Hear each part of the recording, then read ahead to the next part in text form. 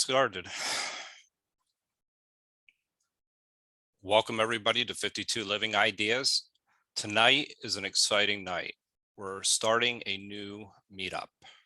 It's actually, we're bringing back a meetup that was called the Self-Improvement Fridays. So it's going to be similar to the meetups that we had with John a while back. For those of you that attended those meetups, these meetups will be similar. So let's just talk a little bit about tonight, about the logistics first. Both myself, Jang, and Evanik is. Joe, can you hold on for 1 second? I just have to mute everybody. Sure, I can read. Yeah, I'll.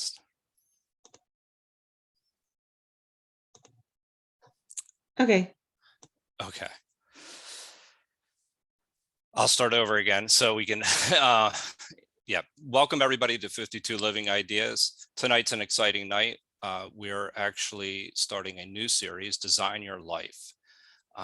So first, I'll start with just a little bit about the logistics for this evening so that we have an understanding of how the evening is going to flow. We'll have about 10 to 15 minutes of opening dialogue from Evanik, Jang, and myself. And then we're going to ask people to share what they have learned, how they are integrating what they've learned from 52 Living Ideas, and what other things would they like to explore.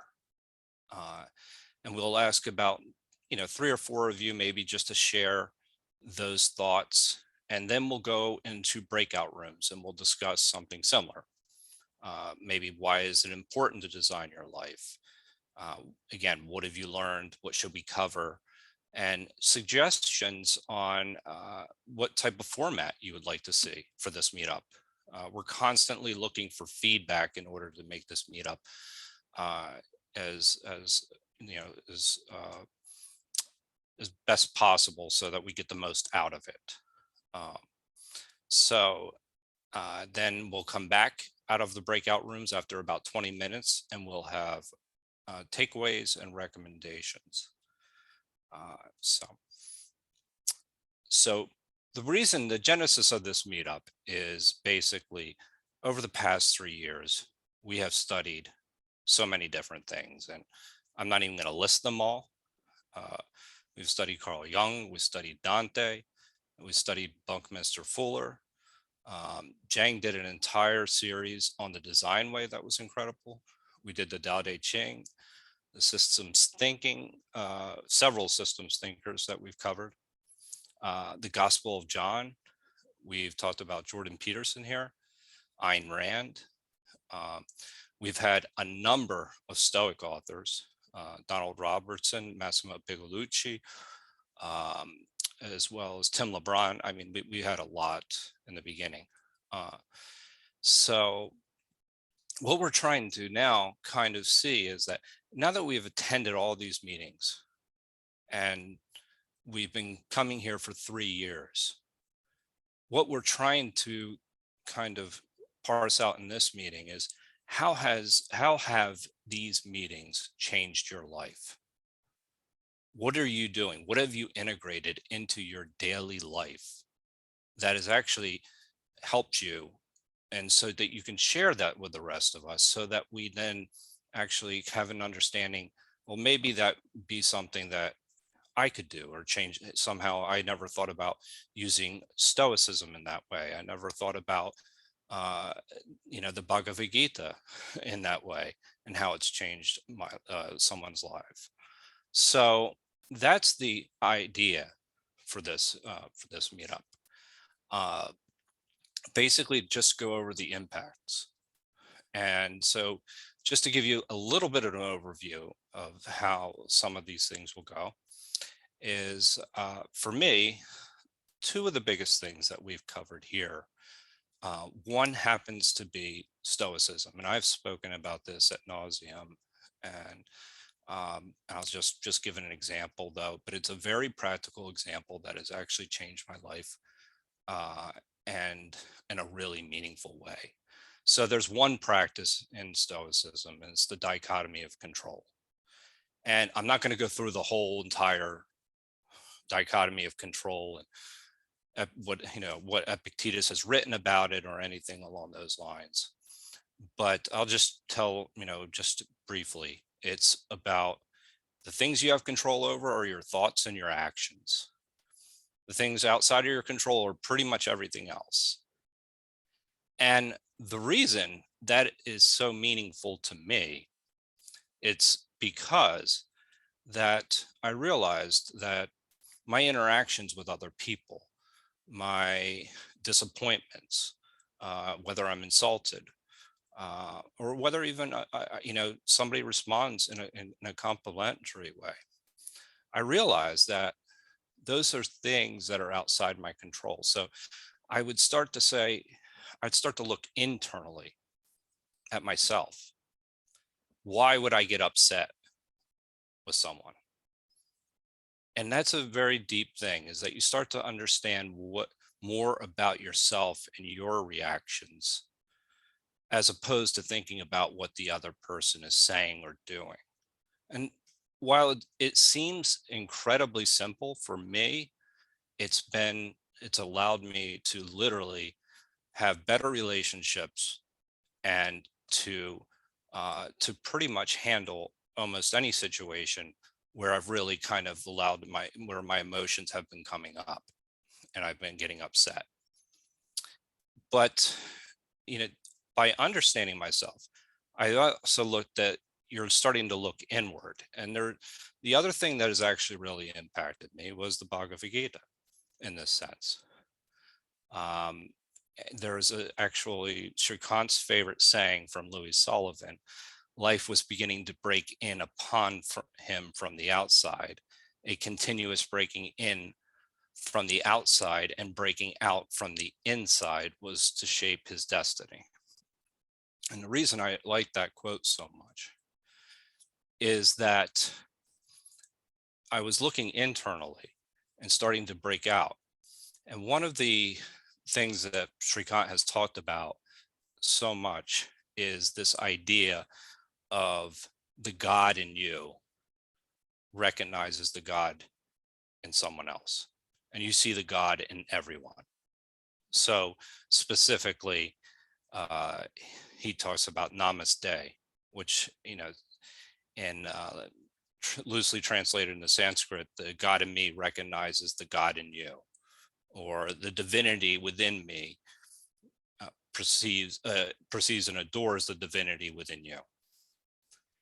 Now, why do these two things matter? And this is why coming to so many different meetups, it really, you can start to connect the dots and see how it's changed your life. Rationally speaking, the dichotomy of control works for me. If somebody says something to me and I choose not to get upset, I rationally understand it's what they're saying is not in my control. What is in my control is my reaction. But another step in that process is to not only just react to it rationally, but it's also to see the person in a different light. And that's what the Bhagavad Gita has allowed me to do. So it's not only allowed me to say, I'm just not going to react to someone that's insulting me or actually hurting me, or not even hurt, I won't use the word hurt, but is not reacting in the way that I would say is pro-social, is the best way I'll put it. But it allows me to also look at the other person and understand the divinity in them. And that brings it to another level. So this is a very practical way how my everyday interactions have actually changed here at 52 Living Ideas. And this is kind of what we're looking to do, is to try. Now, I just gave you a 50,000 foot level. I mean, we've been going over the Bhagavad Gita for I don't know how many months, but there are verses like 6.9, that if you know, for some of you that are familiar with the Bhagavad-Gita, really talks about, you know, how to look upon well-wishers, friends, foes, the pious, the sinners, with an impartial intellect. And I liked that. That's just one translation. But what it really is saying is that, you know, that you're starting to look at them as a companion, not a foe. And you're starting to realize that you start to see the God in them and the God in yourself. And again, that's transformative. That's been transformative to me. While I've just given you the 50,000 foot level, that's what I'm trying to, or I'm hoping, we're hoping here, to kind of bring together people where they share how 52 living ideas, some of the ideas that we've learned, how it's changed their lives in a very practical sense. Because sometimes we can get caught up too much in the theory, too much in the philosophy, and you know, we walk away and we're much more educated for it, but you know, how does it really change your life? And then you can start to really take these concepts and make intentional changes in your life. And that's what the Design Way series was pretty much about. So that's what we're kind of trying to do here. And what we'll do is we'll have, you know, I'm sure this meetup will evolve over time. The format will evolve. This is just tonight's format. But these are some of the things that have impacted me. And what we would like to do is hear about some of the things that have impacted you. And then also get some feedback as to, again, what do you want out of this meetup? Because it's as much for the people that are here tonight, you know, as it is for the organizers. So with that, I know Evanique has a few words that she wants to share. And then Jang will share a few words. And then we'll go to breakouts, as I had spoken about a little bit earlier. So with that, Evanique, feel free to share. And then we'll I also skipped the fact we are going to solicit maybe a couple of you, if you have something that you would like to share, one particular topic that has actually had a huge impact on your daily life in a practical way. We would love to hear about it. So Evanique, go ahead, please. Thanks, Joe. Thank you for sharing. So when I was thinking of what the impact was for me and 52 living ideas, at first I was like, well, you know, all the works, right? You know, Daodejing, Carl Jung, Louis Sullivan, the Bible, Ayn Rand, you know, so basically like everything, right? And so I went through like some old notes and I pulled out some themes. And so the first theme that I'm going to talk about really quick is from Louise Sullivan autobiography of an idea. And it was from that meetup. I'm not even sure if it was from that book, but it was form follows function and his idea. And the thing that I got is the function is the why. Like, why are you doing this? Like, why are you taking action? You know, like in my daily life, it's like, why am I working? You know, why am I friends with the people who I'm friends with? You know, what do I want to get out of my life? What am I doing all this for? And I think I think people have this in a, you know, in a different type of question, you know, maybe in a different form of the question. And for me, is, you know, I was thinking of like a specific thing, like when I'm resting, for instance, I was thinking like, why am I resting? Like just a simple thought like that. That's how I broke it down. And could it be resting because I had a long week and it's exhausting and I had to deal with a lot of people and I'm an introvert and I need that time to myself? Or is it just because I'm avoiding something that I know needs to get done? And so when I notice certain things and I question myself on certain things, I can really get to the why. And then I can choose powerfully which way I'm going to act. If I'm resting because it's a long week and I had a lot of meetings and I had to deal with a lot of things this week and I talking to my friends and they're going through their problems and by the end of the week I'm just exhausted and I need to refill. That's like, okay, great. I can really enjoy the restful time because I need it. If I'm doing it because I want to avoid certain things that I know I need to take care of, then what I tend to do is look at it and say, okay, I will feel better once I finish these things. And then I will be able to enjoy the free time that I have. So then that encourages me. And that was something that, like, it helped me get to the root of it. And that was from form follows function. Um, the second theme I'm going to talk about is love versus fear. Am I acting out of love or am I acting out of fear? For myself, fear for me was betrayal, being hurt, being disappointed. So most of the time, what I found is that I was acting out of fear for most of my whole life, but I didn't call it fear. I called it, I'm not going to let anybody get to me. I'm not going to allow people to hurt me. If anything, it's more like I'm not. I'm not going to let you get to me to do anything to harm me. And what I realized after that is that I was pushing a lot of people away in my life and I wasn't allowing great people in my life. And if I act out of love for people, then for me, that's a more powerful thing because that's truly the brave thing to do. And yes, there are people that I will have to at some point put boundaries on, but it doesn't mean that I can't love them. It's just that I have to love them from a way that uh protects me because I already know like the type of person you are. One of the distinctions we made in Daodejing one day, Aman was like, um, I love my brother and I know what I can trust him with. And he said, I would not trust my brother around my girlfriend. And we laughed about it, but it's true. Like you have people in your life that you can trust with certain things. Trust them with those things. And then you make other friends that you can trust with other things.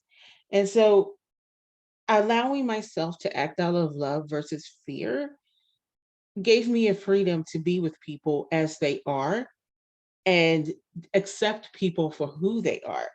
Um, and one of the things that really helped me was when Shigri Kant said, and I think it was actually during a Design Way meetup, is about trusting people. And I said, well, how do you trust people if you know how do you trust that people are not going to hurt you? And Shri Kant simply said, they will. Like they may hurt you, but they can only hurt you but so much, and then you can recover. And I thought that was the key because what I found was the fear wasn't really people betraying me at all. The fear that I had was that I couldn't recover from it. And once I realized that you can recover from it, it's a powerful thing. So if a person hurts me, if a person betrays me, if a person stabs me in the back, okay, I can recover from that. I will be okay you know, when it's all over and I get over it and I recover, I will be okay and I will be a better person for it. So that was the second theme. The theme was the human versus the divine. And this is a combination for me of the Bhagavad-Gita and the Bible. So, we talked about in the Bible of Jesus being the human and the divine, and we also talked about Krishna in the same light. And the themes that I picked up from there is that it's in each of us. Like if we're created by God and God is in us, whatever God, supreme being, creator, whatever you want to call him, um, if that is within us, like Joe said before, like then you can see the God in everybody else. You begin to see the God in yourself as well. Because when you look for the God in everyone else, you have no other choice. You have to see the God in you.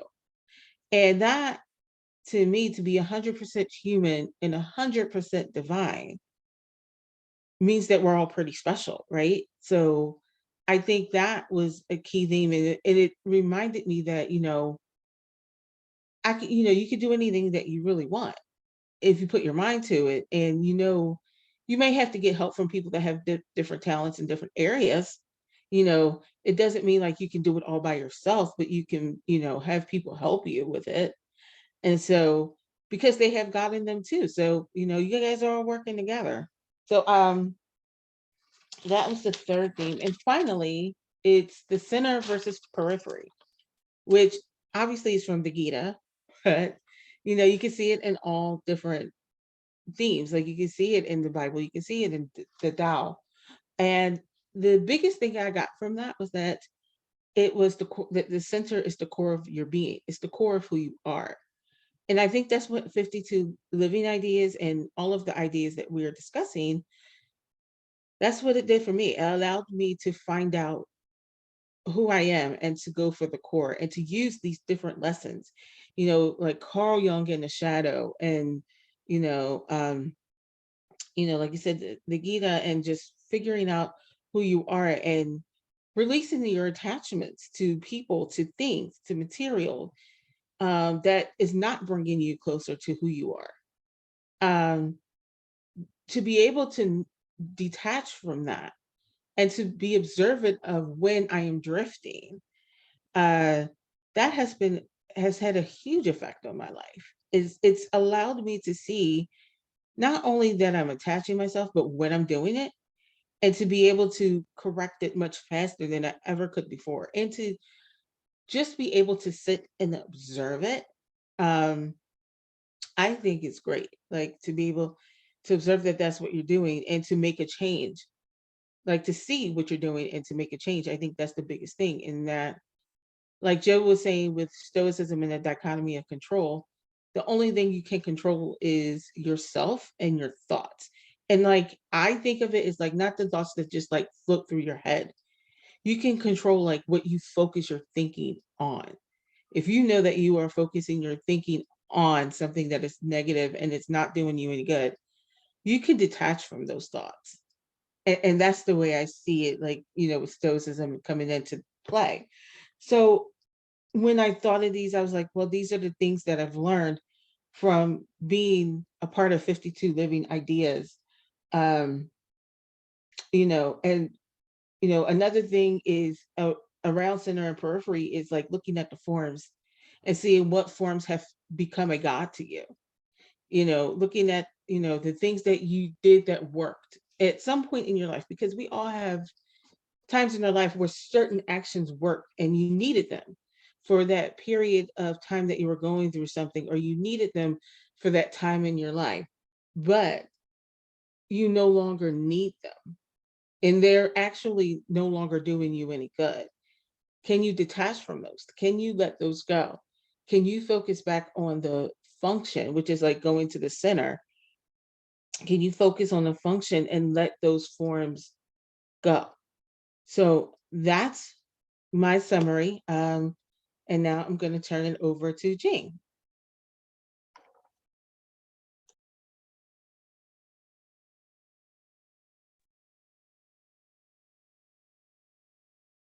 Thank you, Avnik. Thank you, Joe. Yeah, I'm so glad we have this group suddenly have this meetup. I have this idea after I travel in Europe for whole months in the summer. And I think Sherkan mentioned I'm kind of a very practical person in the whole philosophy group. And that's why I found that the only meetup group I found is 52 Living Idea, which is more related to reality. The other group in Portland is Seattle. I found they're more theoretical. But even with the most practical group, I still found there's a gap between the theory we learned and the practice. I have my company, I have 2 kids, teenage boy, and have all this work. So I love theory, but I have to deal with reality. So I try to figure out what the best way. So I think the purpose of this meetup, one is how to put theory to practice. We all know in R&D development, it takes a long time from the research to practice. And we already learned so many ideas, the best of the best. But how we put that in practice, I think that's the whole first purpose of this meetup. The second one is the power of group sharing. When I was joining the landmark training, I learned the power of group sharing because we each learn ourselves is so limited. We have limited time, limited resource, limited energy. But when we learn together, that's we all experience here with 5 to Living Ideas. We learn from each other, we discuss from each other, get inspiration. We learn way faster than learn by ourselves. So the third one, I think, is a place for us to organize our thoughts, have more systematical and the way to design our life with intention and balance, focused life. I think that's the third purpose of this meetup. We learn all this, but how that apply to our life? That's why we have this diagram. Our life has 3 components, basically: our health, our family, and ourselves, and our relationships. So health is more ourselves. Then in the center is our mindset. So I think use this structure just as a reference. We can put, the purpose is like how we design our life. I think how we put all this in different area of life, what area you want to develop. I think that's what we try to discuss here. And I really like what Ebony and Joe shared. I want to share how that impact me with the practice. The first one is Jordan Peterson's order and chaos. That's actually makes so much things clear. Between the order and chaos is where we grow. And I found that's actually helped me to remind myself, we live in this constant balance. When there's too much order, usually it's hard for us to grow. But when there's too much chaos, we get lost too. So we kind of like keep balancing at the border. That's our growth point. The second thing I learned most is from Daodejing. Follow the Dao, the principle of nature. I tend to be, believe in controlling a lot of things. Very Western way of thinking. That's why I only learned Daodejing when I was in United States with the group here, ironically. But I found, oh my God, there's so much intelligence in there, so much wisdom in it. Because we just like Stoicism, there's so much things we can control, but so much things we can't. And there's a bigger principle behind everything. So we try to comprehend it, but we have limited understanding. So whatever we do, we have to observe the underlying principle of the things, trying to understand it, work with it. Then they get most effect. So we can have our intention, but whatever the result, we'll decide by nature or by the Tao. The third one I learned most is Carl Jung, Myers-Briggs, the personality type. It really helped me to understand myself and others, especially for the relationship. I can understand why I have conflict with certain type of people. And like, I'm a thinker, I'm very direct, very rational. I usually get along with the feeler type because we compensate each other. But a lot of time, when we get too closer, I'm very critical and sometimes it's easily hurt people. When I try to be direct, but they don't feel, sometimes I thought, oh my God, this is not the right to do. We all make mistakes in relationship.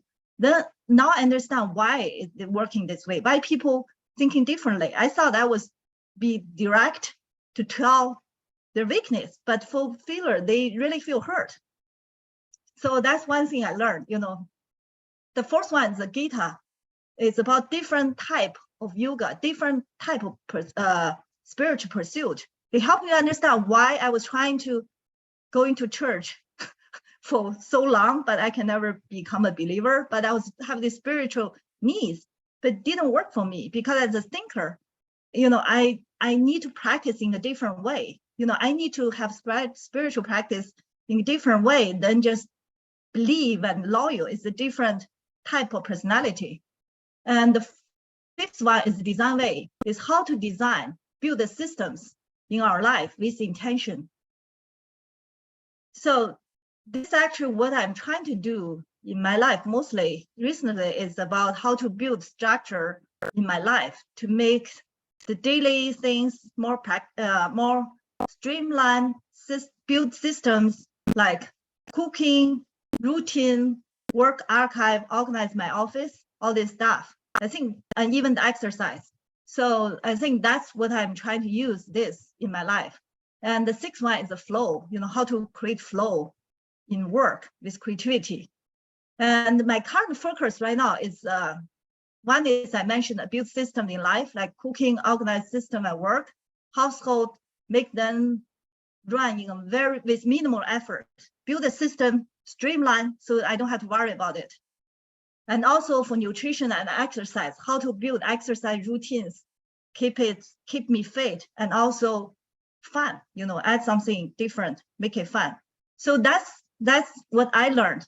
And I really like to hear, that's what I'm interested to learn more. So I like to hear others here. We all have a lot of familiar face here. We all learn so much from each other. So whoever interested to share, what you learned wherever, Fifth to Living Idea or other place, you like to help your life. And what more you want to learn in which area of life. So first we have Jyoti, Katie, then Allison. Jyoti. All right, I have to allow people to unmute. Give me 1 second.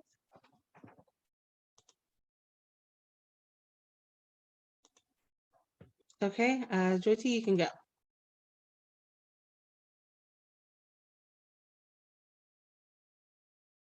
Jyoti, you need to unmute. Okay. Can you hear me? Okay, I was just smiling and laughing to myself then. Okay, that's not too bad. Sometimes you have to smile at yourself. So anyway, what I was saying was when I first joined 52 Ideas, I was actually coming from the darkness and because of personal loss. And then I saw this 52 Ideas and I saw Joe. Joe for me was an extension of Thinking Society. So I said, if he's comfortable there, I'm going to go and see what it's all about. So Joe, here your brownie point. So anyway, when I joined it, they were talking about self-improvement. And I did not know at that stage of my life, I am a woman of certain age, believe it not. Brian just turned 70. I had turned 70 when I joined this. I was going to be in 70s when I joined this. So I didn't think there was anything I could take from here to advance myself, because at this stage of my life, I think I have designed my life. I have worked very hard all my life to get where I am. So who could teach me anything else now? But that I was wrong. What it did was, there were so many like potentials in me that were laying dormant. They were there, but I had let them sit there for a long time. So my first one was on self-improvement by John. And he was talking about how to get out of your comfort zone and why you should get out of your comfort zone. And I listened very intently and I participated in everything. And I said, well, this is my time to be in comfort zone. And then I said, no, I chilled out a lot now in my comfort zone. I need to get out. I need to do something. So that was like it triggered something in me. And slowly I went into these flyby lectures that I was listening and taking in, but they were learning tools, I would say that, but they were not something that I could use for my own personal development. They were nice to know, they were more theoretical rather than practical. And then there were presentations on Fountainhead, about Ayn Rand's books and what have you. And Louis Sullivan, who was very instrumental in making this very insightful, because he felt, which I had in me, the nature is a power. That gives you a power in life. And I didn't look at it that way, but how true it is. Louis Sullivan said that, and he talked about his childhood, and I connected at some level with his childhood. And I started to see in myself a lot of creativity, which I had used in the past, but like I said, for several years because of my circumstances, it was laying dormant. And that doesn't mean that I cannot pull my resources from within myself and recreate myself and recreate my talents, the potentials that I had. So that gave me some encouragement, some inspiration, and what have you. So without making much ado about all this, I will come back to Gita. Gita has had a lot of impact on me. And I appreciated Yogeshwar because I had listened and heard some Gita lectures from some other people in my Hindu club. But I'll tell you, I was so fascinated with Yogeshwar because he had some concrete examples. He made it at a very practical stage rather than sitting back and trying to decipher his abstractness. And I'm not so good at it. I cannot read between the lines. So I like Yogeshwar. He said, as it is. So I liked, the detachment story still sticks out a little bit in me, and we'll talk about that at the end. But how not to get attached to your fruits of your karma, that had already been in me. And I still feel that I did not do anything in my life that I was looking forward to reaping the rewards of I was always taught, you just do it with the goodness of your heart. And you just sit back and say, hey, something happens for me, fine. Doesn't happen for me, I need to do this. And that was like peripheral and going back and forth between your center and peripheral, center and peripheral. And I had really, really mastered my center, and I had really understood who I was. But Yogeshwara made it so clear that there is beyond this understanding that I have. And his whole idea about, not idea, about the description and presentation about the gunas. Well, I knew about them, but I did not know how deep they were. And I did not know that one person, like you said, Avanik, some days you are tired, you're lazy. And the other days you are rajasic, you are, go get it. You have to meet people, you have to do your work. And one person can go through different intellects at different stages of their life, or at the same stage of their life. And I think that I keep listening to his lectures over and over, because I think that's giving me a motivation to keep going with what I have in me and not worry about whether I will be able to achieve what I have learned so far. It doesn't matter. Like he gave the examples of two trees, two people meditating under two different trees. And one person, the Narad, he's a monk, and he passes by and he asks, when will Vishnu, who is the god of eternity, will visit me? So he's saying, he said, you have to you have leaves and you have to count the leaves. And when as much time as it takes you to read the leaves, that will be the time when you'll get eternity. So he looks up and he says, geez, there are so many leaves here. I'll be dead. So he packs up his bag and baggage and goes home. Whereas the other one, he says, okay, I'll start that now. Because at some point, I will get it. I will have it then, that eternity.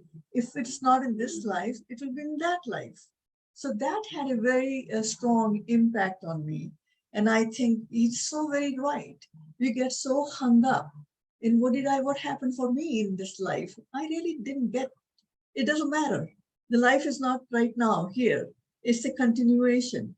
Your Brahma, as long as you are able to recognize a Brahma in you, and you are able to admire the Brahma which exists in the world, that is more important than anything else.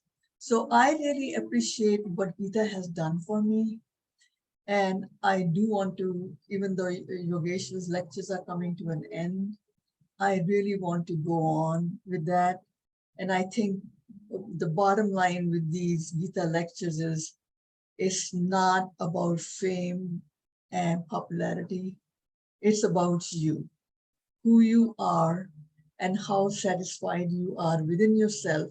And what can you do to get satisfaction? Just like I was telling somebody else, the happiness, nobody can give me happiness. I'm not here to seek happiness from this world. I have it within myself. I need to pull it out and put it at the forefront and say, this is what I am. And I'm very content with what this is. And whatever I had done, I was able to do it because I was self-disciplined, and I will, carry on with that.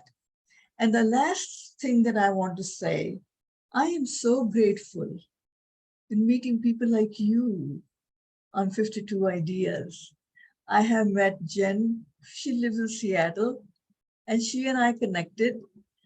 Joe is an old friend of mine. Evanik, you were in Philadelphia and I didn't know you. You know what I mean? Allison, everybody who is here, I feel has given me something. I have, in some way or the other, you guys have enriched me. And when you ask questions and I sit quietly and listen to your questions and answers, they do something for me. They're enriching my heart.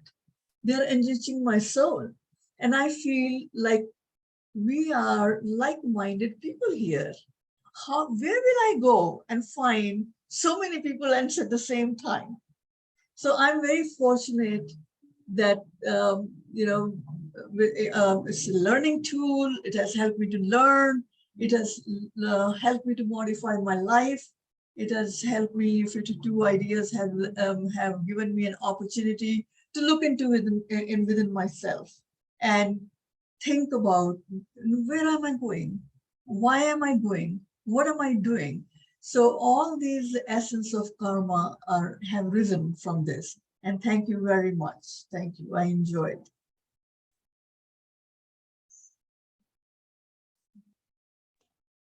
Thank you, Jyoti. That was beautiful. Thank you. Up next, I have Katie, and followed by Allison. So I put something together, and I'm always like, oh gosh, it's so disjointed. But one of the things I love about this group is that even when you're trying, people always kind of figure out what you're trying to say, even if you're not, having your best day at trying to explain it. I always find in people's responses like, oh, they did understand what I was trying to say, or someone else captures the tone, even if it comes out a little bit different than I intended. So I think a couple of things, I think like learning to integrate different things that I've done, like the skill of Shrikant saying, how do you integrate this with this? I sometimes find myself doing that with my own things that I do, like why do I want to go to Bible study one night, and why do I want to go to nonviolent communication another night? Like how do those things integrate together? So I catch myself trying to integrate. Usually at first I'm at a total loss of how to integrate them together.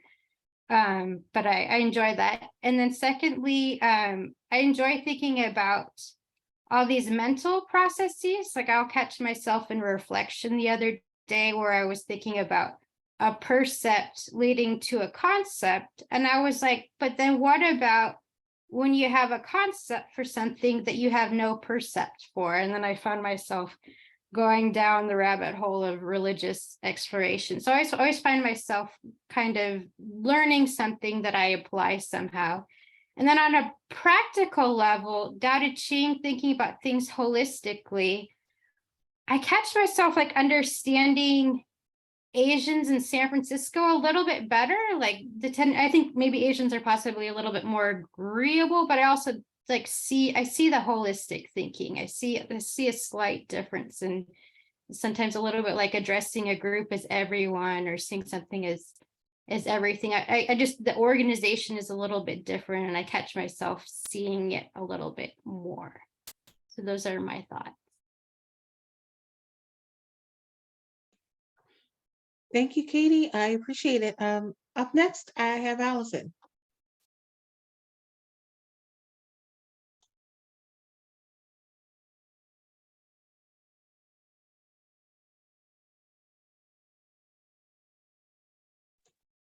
Allison, can you unmute?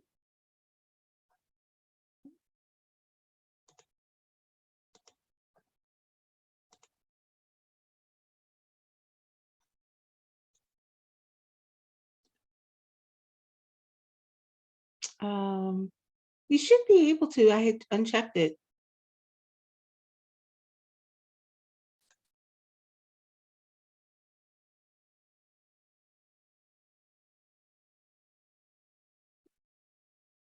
Okay, all right. So a couple things that it really did for me. The beginning, well, one of the things, this is like a little thing, but when I first started, I thought, how are we going to spend an entire year reading a book? and I just thought a whole year reading Dante. And I had no patience at first, and I kept wanting to fly through things and be done with them. And I wasn't always sticking with it, like one meetup through to the end, because I felt like, well, I finished the book. Why do I need to keep going? And I feel like it really taught me to slow down, and that there really is so much to be gained by really taking one book and reading it really, really slowly, piece by piece, whether it's Dante or Daodejing or well, no, the Analects. So that was like a minor thing. But I found that I joined after the Stoicism meetup. So most of what I know is from listening to Joe talk about it. But I feel like it had a really profound impact on me, because this whole idea of just controlling what you can control and not worrying about what you can't control, really, really resonated with me, because I have always been an overthinker. I always say that I like to play in hypothetical land. I worry too much about everything and everyone, and I've always been that way. And so it's always been a struggle for me. And I found that it really, I guess since joining this, I just keep thinking about that over and over again. And it's helped, like, in small ways.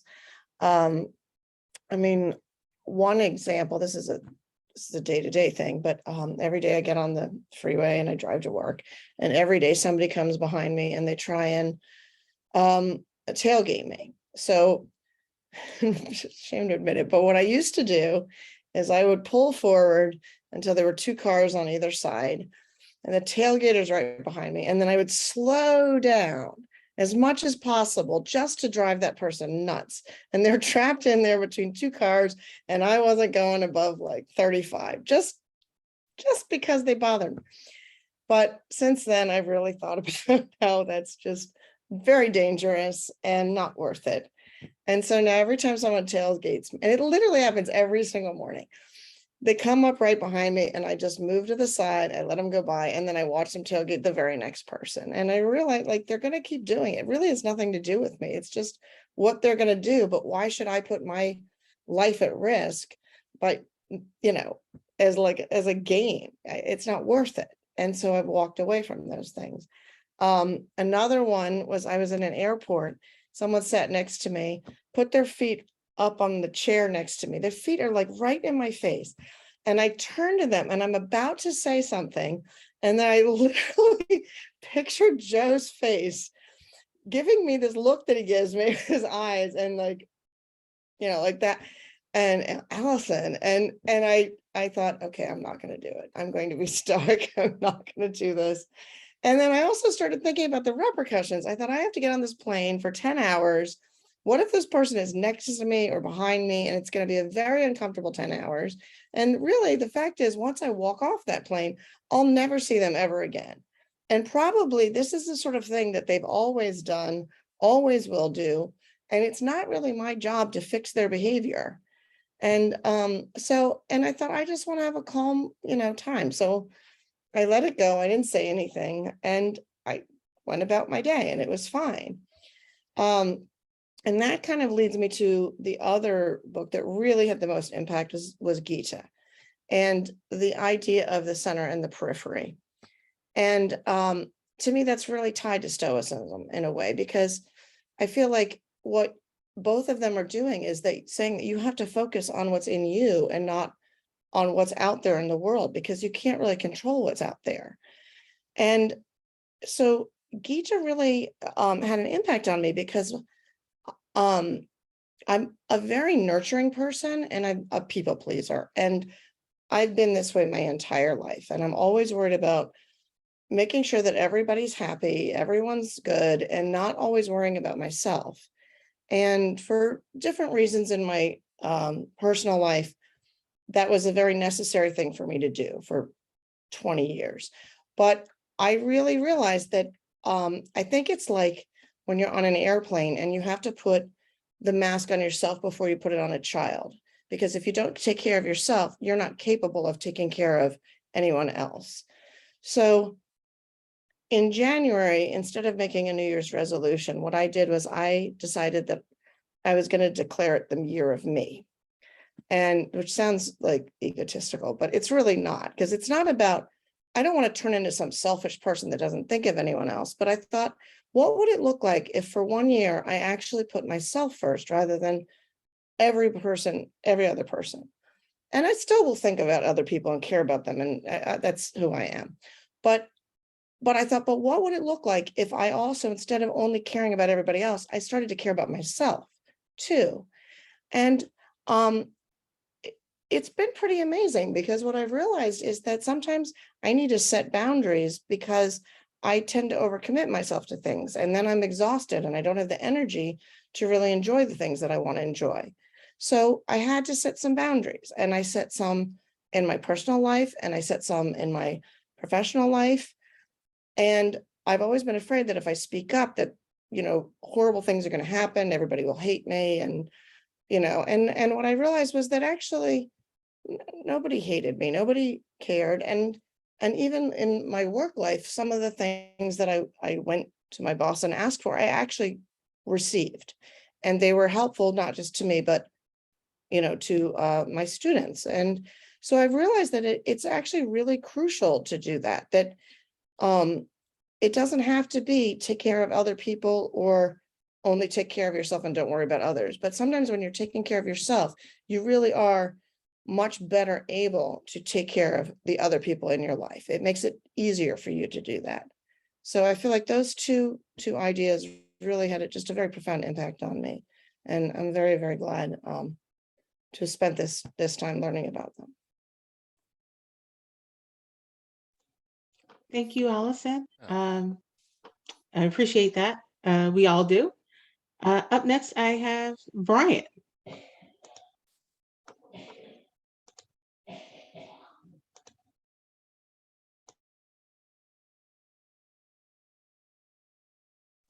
Joe, can you check the settings for me? I don't know what's going on with that.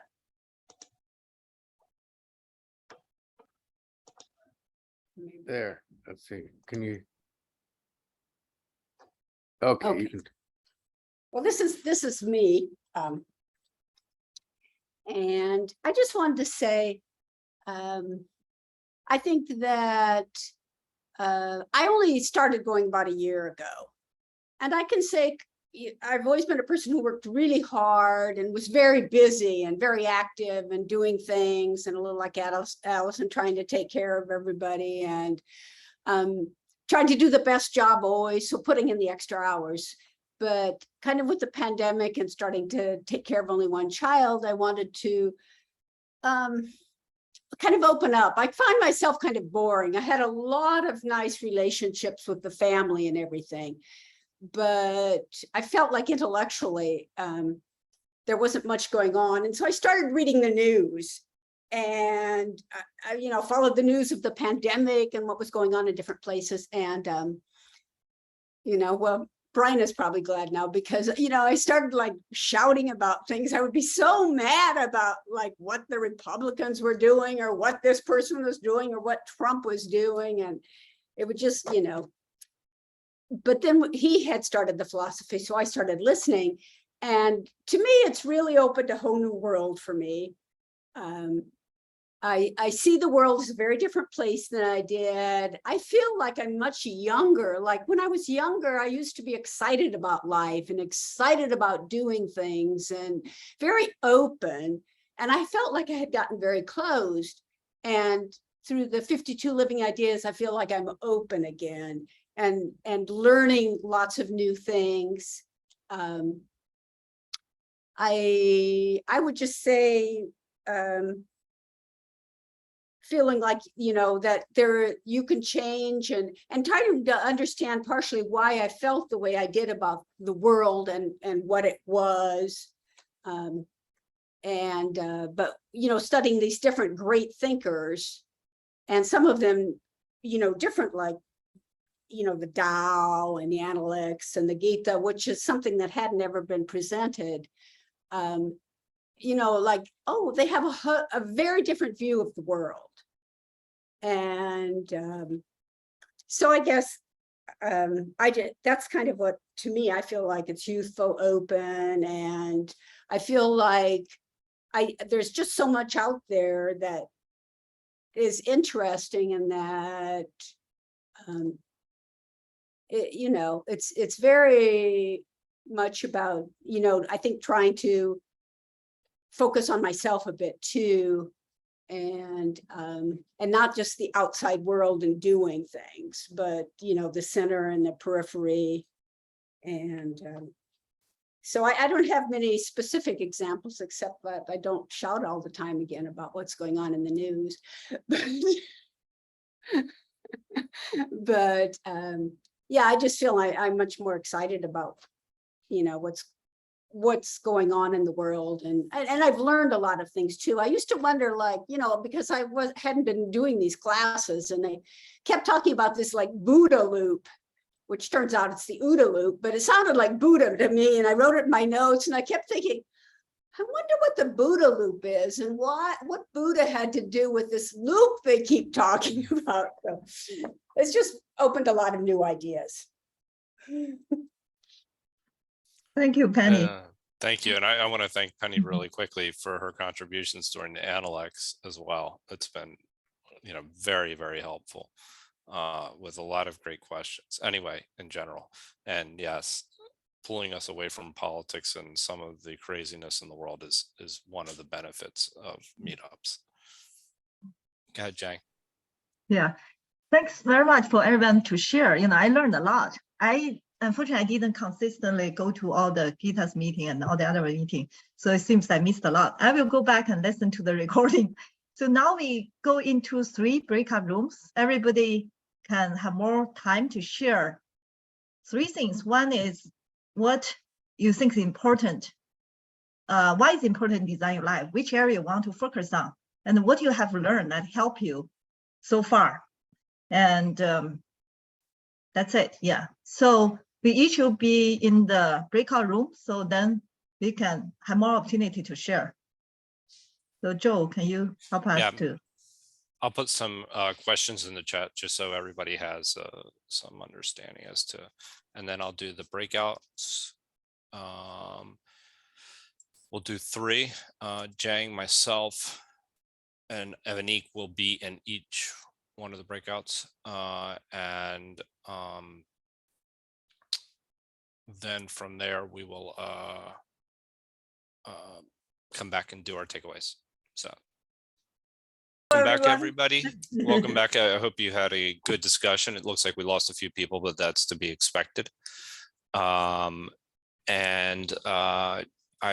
had a really, really good discussion in our breakout room. So in the interest of time, this meetup will be followed by the Analects at 9 o'clock. So feel free to join that. But I would just maybe ask, what were your takeaways to some of the questions that we posed? If anybody wishes to share their takeaways, go ahead, type exclamation point in the chat. If not, I have plenty of things that I can share with the group that we could discuss a little bit further. And specifically, you know, some of the format suggestions that we received, but just some of the feedback that we received as well. potential format going forward. So Why go ahead don't you and go ahead then? sure. So we discussed a lot of different things in our breakouts. Specifically, a lot it had to do with designing your life, but really, how do we identify what we value? Because that will then dictate how we design our lives. And so there's a lot of different questions, and I happen to be taking a course in Socrates now that really kind of gets to the core of this topic. It really asks you some very difficult questions to really go through and to see what you value and why you value it. And then when you come around and you answer that, then you can actually start to design your life. So that was just one particular instance, but I thought that that would be maybe a helpful follow-on meetup that would be good, because it would have, literally some of the content is proprietary, so I would have a hard time of actually, maybe bringing it over. I will post the course itself in the comments, and I would highly suggest that everybody take the course. I think it's the best course that I've ever taken, without a doubt. So it's given by a gentleman named Donald Robertson, who is very, very well known in the cognitive behavioral therapy world,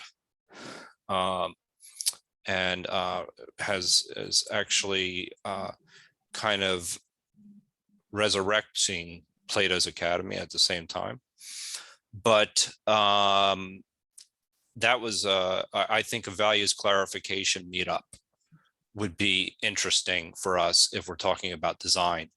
We also talked about bringing in people that have really specific examples of, Jungian psychology and how it may have impacted them, like really specific, like, walk us through how they diagnosed themselves or diagnosed someone else, and how somebody else was able to make a change. And somebody had brought that up in our room. Another thing that was brought up as far as format goes as well, and I don't want to spend the whole time talking, so please type exclamation point in the chat to share what you've taken away regarding this, your groups, and what next steps may look like. But one interesting thought experiment was the idea that we have multiple topics during each, and we'll discuss this with Zhang and Avanique, and I'll definitely, consult Shrikant too to see what he thinks, but to have multiple topics during one session, and, just do very, very brief presentations, and have breakout rooms, 3 different breakout rooms based on those 3 different topics, so that that way it's a little bit more of an intimate discussion. So if we were to do the values exercise, or somebody else were to speak on Jung for 5 minutes, or, somebody would speak about the Bhagavad-Gita for 5 minutes about what it's done for them, in a very practical way. And I'm just using examples from this evening,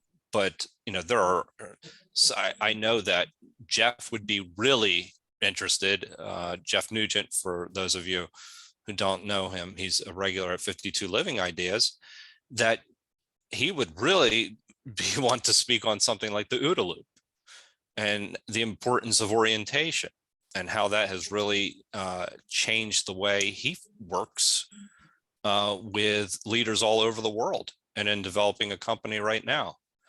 So I think that having maybe 3 topics with 3 breakouts could be something that would attract multiple people, and it would still provide the intimate experience that somebody had mentioned. They said they would like it to be a little bit more intimate. Again, we're short on time here, so because we have a meetup in 15 minutes, and I would like Yeah. 5 minutes before Yeah, it. then, But yeah. go ahead. So Yeah, please. I want to share about our group and what people share. I think one thing I found it's quite interesting is about, I think Alex and another person mentioned about how about people design their life without design. So I think that's an interesting concept because I think it's more follow the Daodejing. And I think if you intentionally design your life, let it flow, that's a design too. I think as long as you have that intention. And another person mentioned about because a lot of people here, we have been here for a while, we have a lot of shared, knowledge. Some new people feel lost. I think, Joe, you mentioned about this different concept. I think that's maybe a good idea. Maybe in the one of the meetup, we can go through each of the things people mentioned, like people gave a quick summary. At least the new people can have a basic understanding. Then we have discussions, or they can dive deeper, watch videos. But at least they don't feel totally lost. I think that may be a helpful format, to bring more people on board to, join the conversation. So we'll have to discuss that a little bit further. Evanique, would you like to, and everybody else, please. I see that, yeah, everybody else, please type exclamation point in the chat to share what some of the takeaways that you had. Right, so I'm going to do mine really quick, but then Brian just typed exclamation point to me, so I'm gonna toss it to him in like 2 minutes. Okay, then we'll have Allison after that. Yeah. Okay. And then we will have it because Penny had some great thoughts. But I think the main theme of our room was that we want practical ways, like to show how what we're learning in 52 living ideas can be applied practically to people's lives. Like, specific examples, like if we have speaker sharing, like they can show practical examples of how these ideas apply to their lives. Allison did a great job with that tonight. So like something like that. Also, integration, and like we were talking about integration of these values. And Brian, actually, I will let you share about this, but both you and Penny can share about Brian was talking about a course that he taught was giving voice to values, and how to integrate values into life. And so I'm going to toss it over to Brian and Penny now. Well, I did teach for years at the University of Maryland at the business school, and a course I pitched was this giving voice to values as the business school's contribution to the general education program for the undergraduates. And the topic really was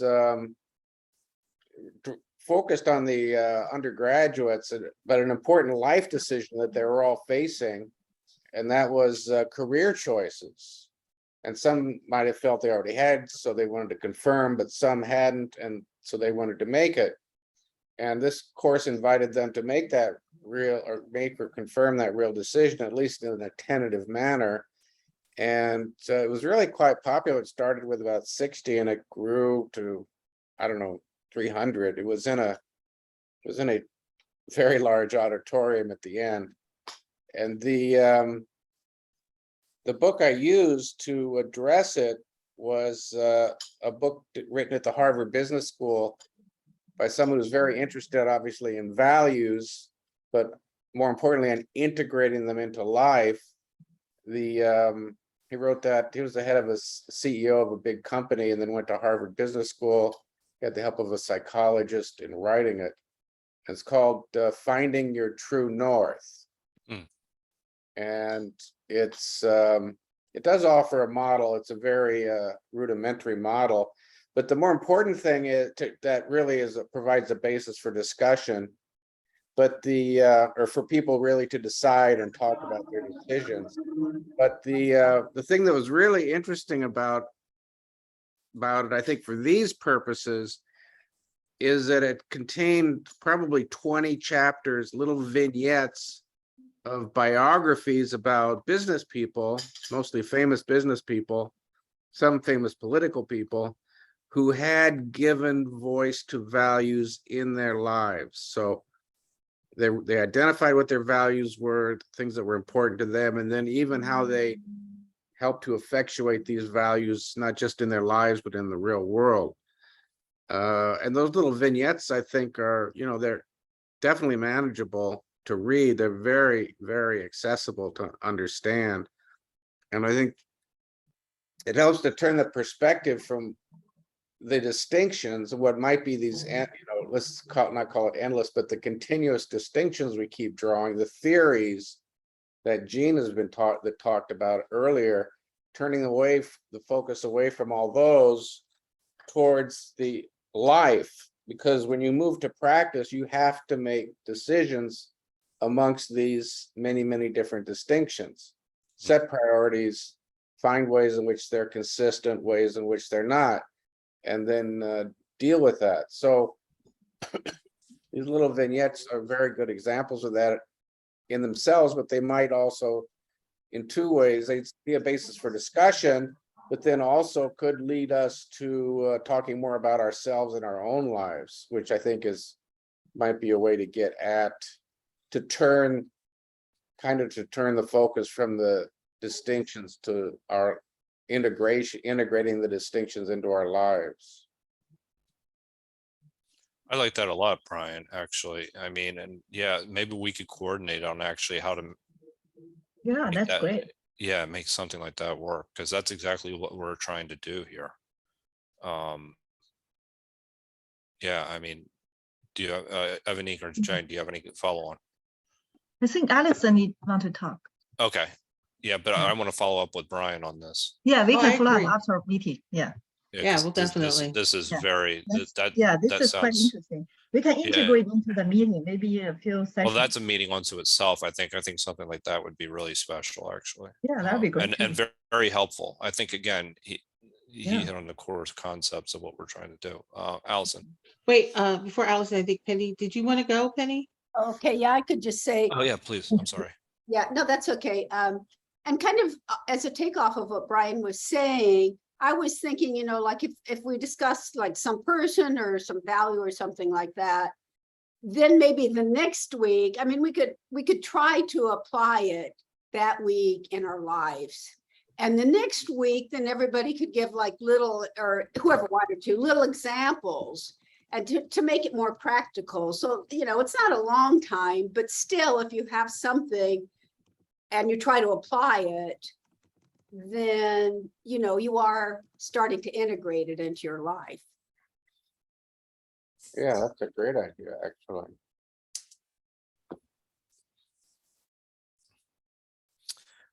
Welcome, Aman.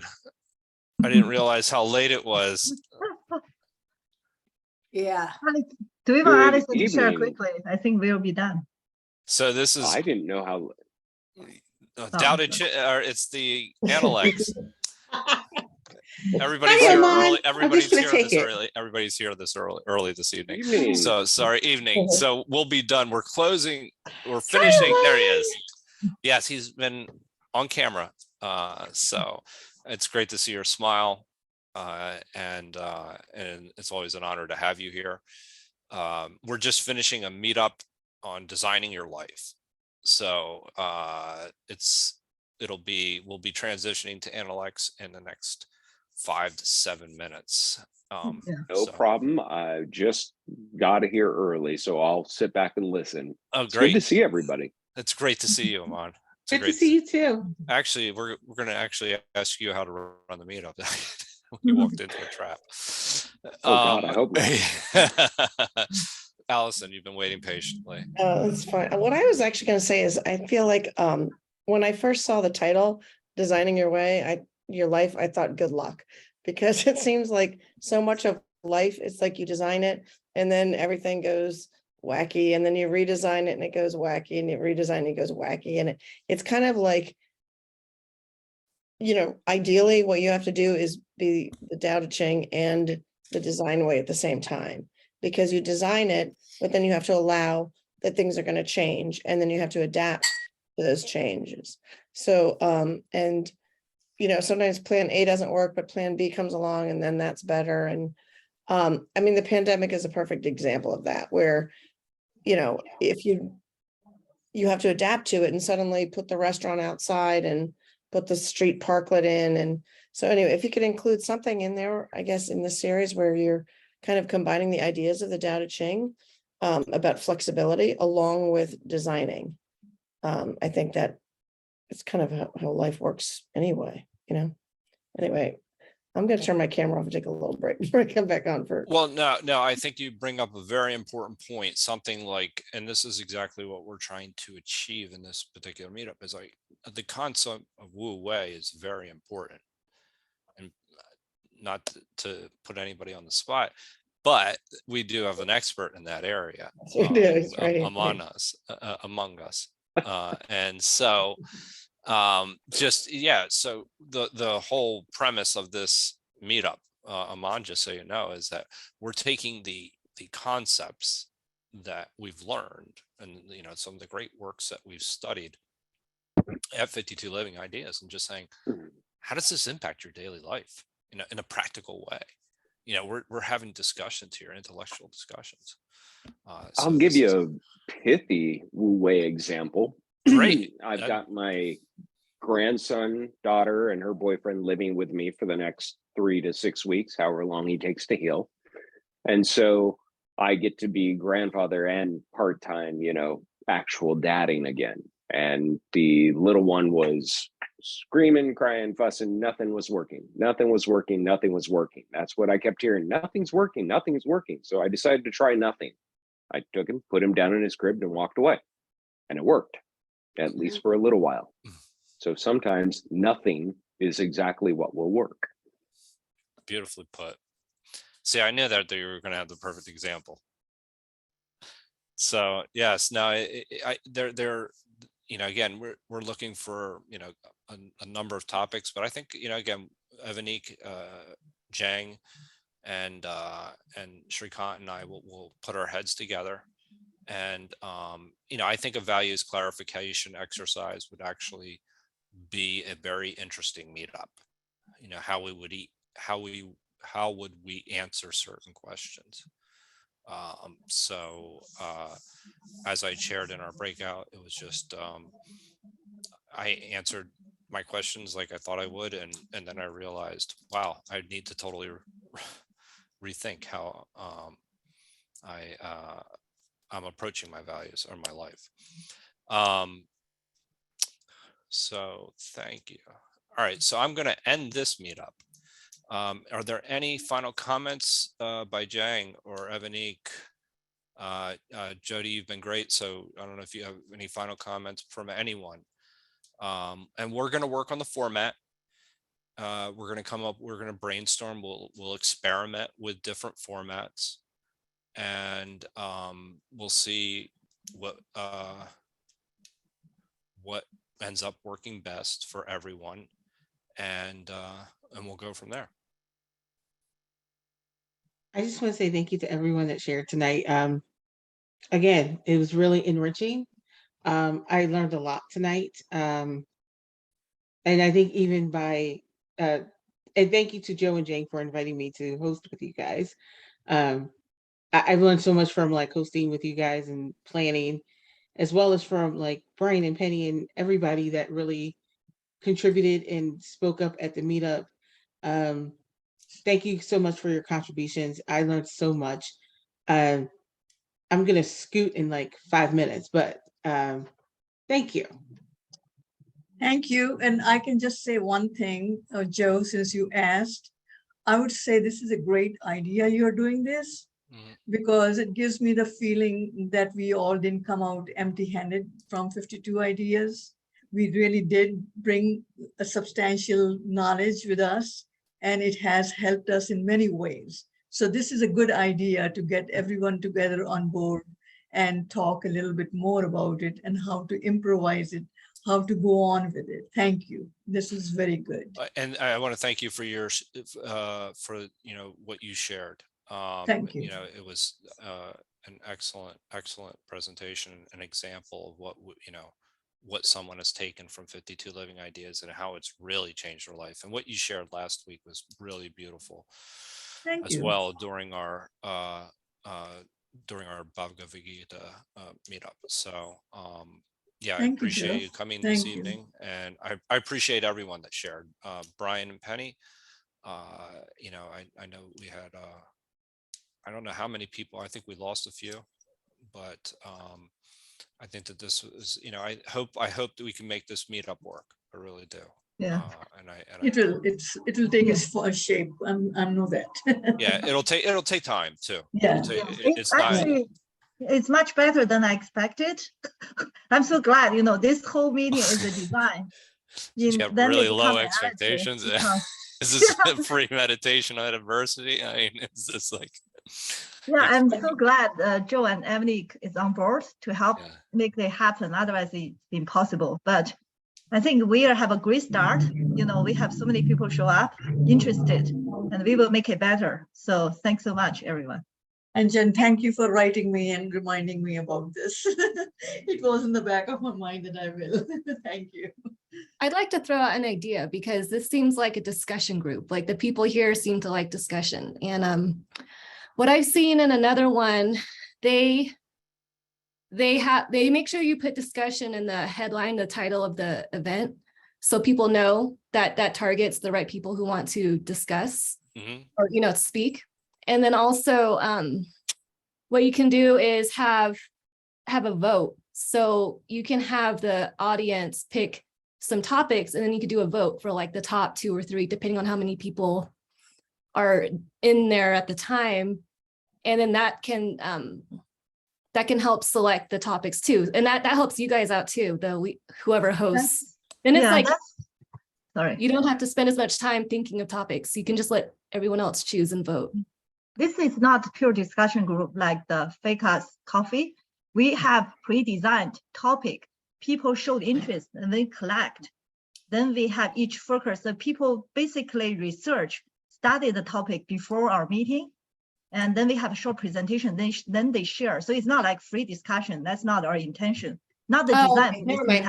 Yeah. Oh, Yeah, never mind. I'm sorry. So it would just be slightly different. Like, but there is potential of having 3 different people and then 3 different rooms. And then so we have like 50 people show up and, maybe in the rooms distributed, like everybody gets Yeah,